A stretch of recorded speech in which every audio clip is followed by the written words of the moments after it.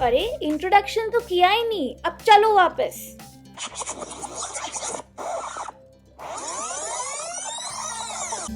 हाँ अब ठीक है। तो hello guys and welcome to my channel gully trotter and to an all new episode of Munnar. तो अगर आपने मुन्नार का मेरा एपिसोड 1 देखा है तो अभी आपको पता होगा कि मैं कहाँ पे हूँ और इस वीडियो में हम क्या एक्सप्लोर करेंगे। तो बेसिकली अभी हम आए हैं लोखा टी फैक्ट्री, ये समझने के लिए कि जो चाय हम रोज़ाना घर पे पीते हैं ये आती कहाँ से है, कैसे बनती है और हम तक कैसे पहुँची जाती है। बट पंगा ये हो गया क्योंकि मैं केरला में थी और यहाँ पे ज़्यादातर लोग मलयालम बोलते हैं जो कि मुझे आती नहीं है। मुझे हेल्प लेनी पड़ी किच्चू की आधी चीज़ें समझने के लिए। तो आइए किच्चू से समझते हैं कि ये जो सारा टी फैक्ट्री का प्रोसेस है इसकी शुरुआत कहाँ से होती है। So these are the leaves plucked in the morning time. So they work from 8 a.m. to 5 p.m. Morning shift is like 8 a.m. to 11:30 a.m. So by 11:30 a.m. they pluck all the leaves and they just fill it in the sack. From there they just wait it and come here. So from here they unload it from the truck to this lift kind of a thing. So this lift goes to the upstairs of the tea factory. So we can go up and see that. तो यहाँ से शुरू होती है हमारे चाय के process को समझने की तैयारी। जैसे ही हम ऊपर आए हम देखते हैं कि यार यहाँ पे तो काफ़ी मशीनरी है और नीचे कोई आदमी बोरियों में पत्ते सरका रहा है और यहाँ पे उन्हीं बोरियों को कोई उठाकर कहीं ले जा रहा है। तो चलो देखते हैं ये जा कहाँ रहा है।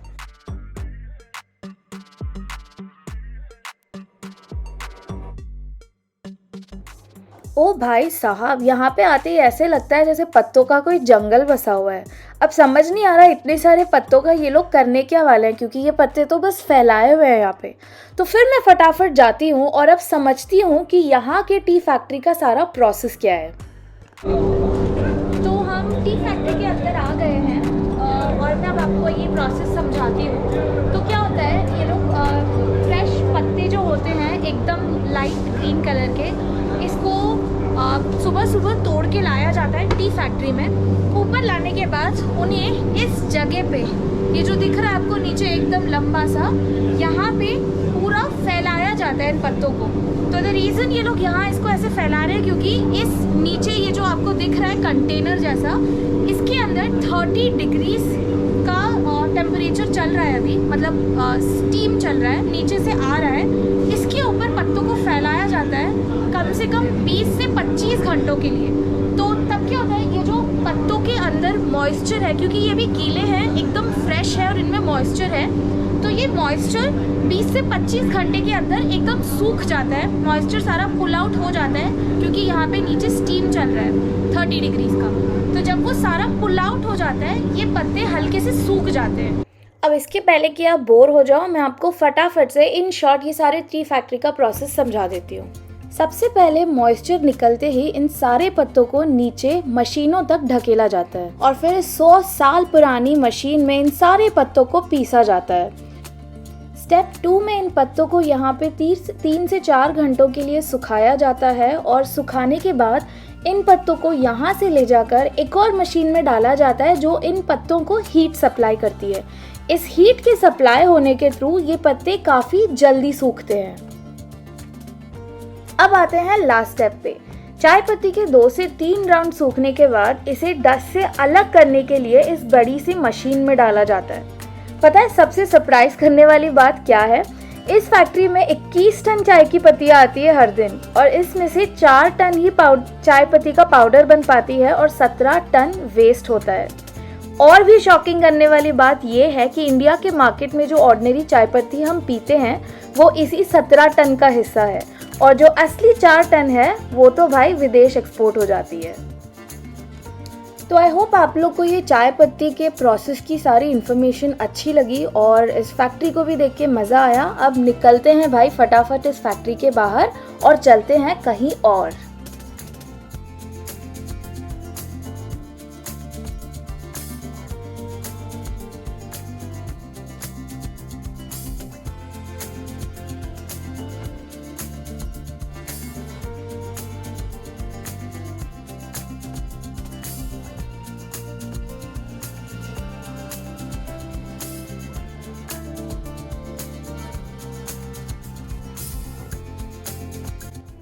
तो काफ़ी टाइम मशीनों के आसपास बिताकर पकने के बाद हम आ जाते हैं हरी भरी इस प्यारी सी जगह समझने के लिए कि चाय पत्तियों की कटिंग होती कैसे है।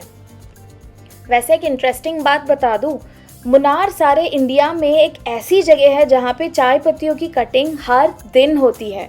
हाँ, मतलब आसाम में, दार्जिलिंग में ये महीने में एक बार और मोस्टली सीज़न के टाइम पे वगैरह वगैरह होती है। उनकी ज़्यादा डिटेल्स मेरे पास है नहीं, बट मुन्नार एक ऐसी जगह है जहाँ पे लेडीज़ और जेंट्स हर दिन आते हैं चाय की पत्तियाँ काटने के लिए, और ये पत्तियाँ टनों टनों में थैलों में भरी जाती है और भेजी जाती है फैक्ट्री।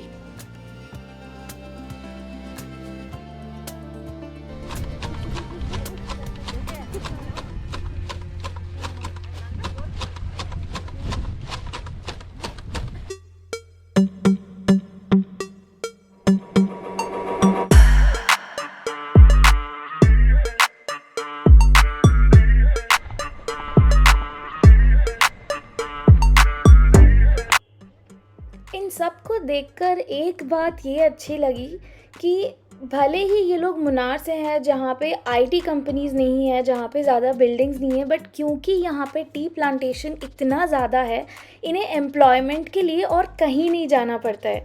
ये मुन्नार के आसपास ही रहते हैं, वहीं के हैं, इनके परिवार वहीं पे है और ये काम भी वहीं पे करते हैं और वहीं से ये पैसा भी कमा लेते हैं। तो इस चीज़ को देखकर एक बहुत ही अच्छा लगा मुझे कि इन्हें काम के लिए अपने परिवार को, घर को, अपने गांव को, अपनी ज़मीन को छोड़कर और कहीं नहीं जाना पड़ा। तो टी फैक्ट्री टूर के बाद, इतनी हरियाली देखने के बाद, इतने प्लांटेशंस में घूमकर हम आ जाते हैं चाय पीने के लिए। तो ये एक बहुत ही सुंदर सी जगह है और टी प्लांटेशन से घिरी हुई, पूरा मुन्नार ही टी प्लांटेशन से घिरा हुआ है, मैं क्या बोल रही हूँ।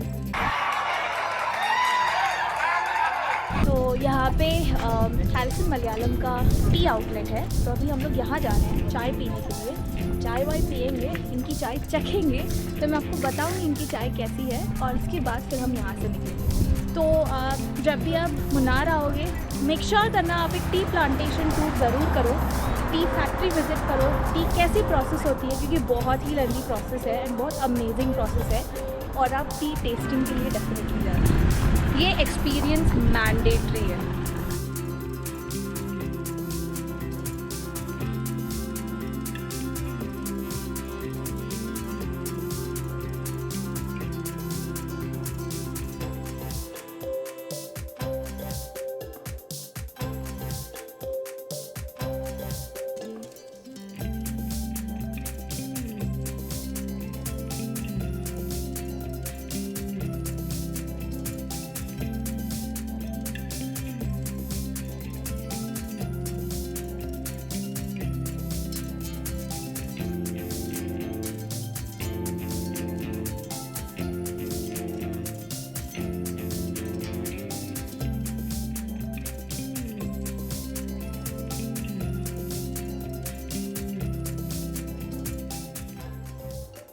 और बस फिर चाय पीते ही हमने डिसाइड किया कि अब आज के और कोई एक्सप्लोरिंग नहीं करेंगे, बस चुपचाप घर जाकर सो जाए।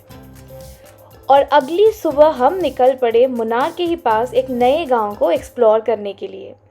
बट ऑब्वियसली रास्ते में कुछ ना कुछ तो मिलना ही था। तो अभी हम एक जाम में फंसे हुए हैं और बस इस जाम के क्लियर होने का वेट कर रहे हैं।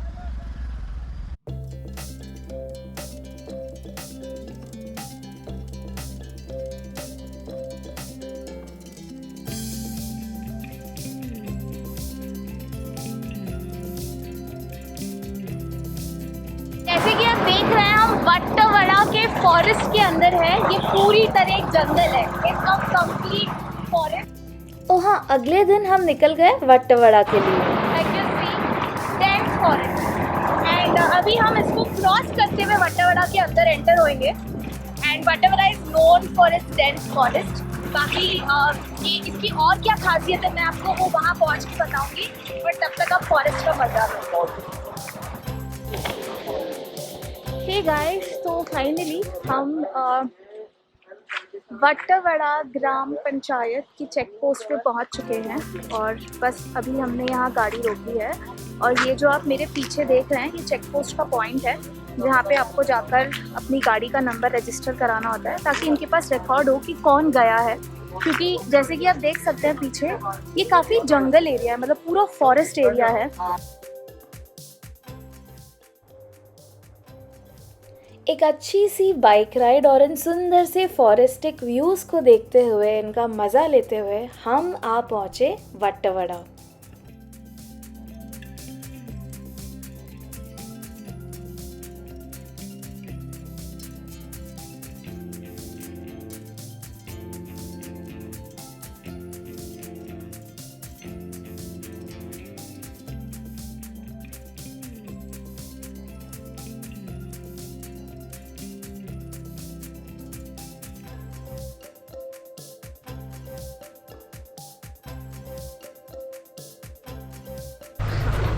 वट्टवड़ा एक छोटा सा गांव है जो मुन्नार के बाहर की तरफ है। तो मैंने इसलिए बोला था कि ये मुन्नार का डेस्टिनेशन है मेरा 4th वाला, क्योंकि अगर आप मुन्नार आते हो तो आप वट्टवड़ा आराम से कवर कर पाओगे क्योंकि ये मुन्नार से ज़्यादा दूर नहीं है।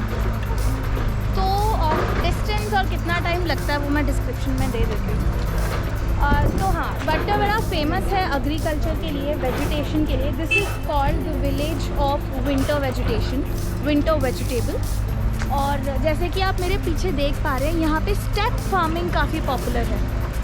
और वो इसलिए क्योंकि वट्टवड़ा काफ़ी हिली जोन पे है, जैसे मुन्नार है तो मुन्नार में टी प्लांटेशंस हिल्स पे होते हैं, उसी तरह से वट्टवड़ा में एग्रीकल्चर हिल्स पे होते हैं। तो जैसे कि अभी आप उधर देख पा रहे हैं ये एक छोटा सा गांव है, काफ़ी सारे घर हैं और वहीं पे अगर आप देख रहे हो तो काफ़ी सारा एग्रीकल्चर किया हुआ है स्टेप फार्मिंग के उस पैटर्न में। तो वो एक चीज़ है जिसके लिए वट्टवड़ा फेमस है। और दूसरी यहाँ के व्यूज़। और फिर हमने डिसाइड किया कि थोड़ा सा विलेज लाइफ एक्सप्लोर की जाए वट्टवड़ा की। तो हम सब निकल पड़े यहाँ की लोकलाइट से मिलने, उनसे बातचीत करने। बट मेरे लिए तो बस कैमरा लेके शूट करने की बात थी क्योंकि मुझे मलयालम का म भी नहीं आता, तो मेरे लिए बहुत डिफ़िकल्ट था यहाँ पे किसी से भी बात करना। बट अशरफ ने, विभिन्न ने, किच्चू ने, इन लोगों ने काफ़ी एन्जॉय किया, काफ़ी लोकलाइट से इंटरेक्शन किया, इनकी लाइफस्टाइल समझी। और फिर हमें दादाजी की उम्र के एक अंकल मिल गए। इन अंकल ने हमें बोला कि उनका एक खेत पास में ही है और काफ़ी इंटरेस्टिंग सा खेत है। तो वहाँ के इनफैक्ट इन्होंने हमें आलू भी दिखाए जो इन्होंने फ्रेश निकाल के लाए थे खेत से। तो अंकल ने बोला पास में ही है तो क्यों ना तुम लोग चलो, मैं तुम लोग को खेत वेत दिखाऊंगा। तो हम काफ़ी एक्साइट हो गए और हमने बोला चलो इसी बहाने खेत वेत देखने मिल जाएगा। तो अभी सीन ऐसा चल रहा है कि ये जो दादाजी हमें मिले इस गांव में, इन्होंने बोला था कि मेरा फार्म है पास में और मैं आलू उगाता हूँ, तो आप लोग चल लो, मैं आप लोग को मतलब मैं कहाँ उगाता हूँ, कैसे उगाता हूँ, अपना फील्ड वगैरह मैं आप लोग को दिखा दूँगा। तो हम चलने लग गए और हम चले जा रहे और फार्म आ नहीं रहा है। तो हमने उनसे पूछा आपने तो बोला था कि आपका फार्म नज़दीक है, तो और कितना टाइम लगेगा? उन्होंने बोला और बस 2-3 किलोमीटर दूर है। तो फिर हमने रियलाइज़ किया कि हाँ, गाँव के लोगों का मतलब यहाँ पे बाइक वगैरह से इनका ट्रांसपोर्टेशन नहीं होता। तो प्रॉपर जो गांव होता है उसमें लोग चलते हैं, बहुत हार्डकोर मेहनत करते हैं, हाथ से काम करते हैं, मैनुअल काम करते हैं, ऑटोमेशन नहीं होता है। तो फिर हमें क्लिक हुआ कि अच्छा ठीक है, इनका पास में था मतलब 5-6 किलोमीटर।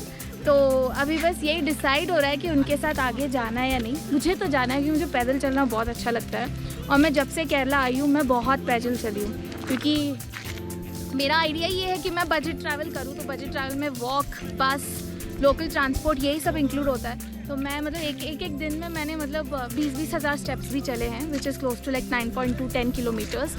तो अभी यही ये लोग सोच रहे हैं, पीछे बात कर रहे हैं अपनी मलयालम लैंग्वेज में कि क्या करें, आगे जाए नहीं जाए, क्योंकि अभी और 2-3 किलोमीटर चलना है। बाकी तब तक मैं तो पूरा मज़ा उठा रही हूँ एग्रीकल्चर का। അതിന് പേടിയാ പോവാം